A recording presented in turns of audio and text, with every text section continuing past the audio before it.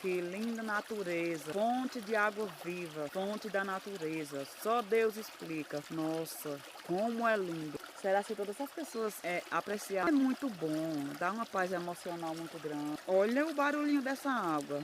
Que delícia, que maravilha, que bênção grande a natureza. Espero que vocês que sigam esse canal também amem, porque vocês vão ver como é bom apreciar a natureza assistindo esses vídeos que eu tô colocando nesse canal. Dá uma paz mental, uma paz emocional.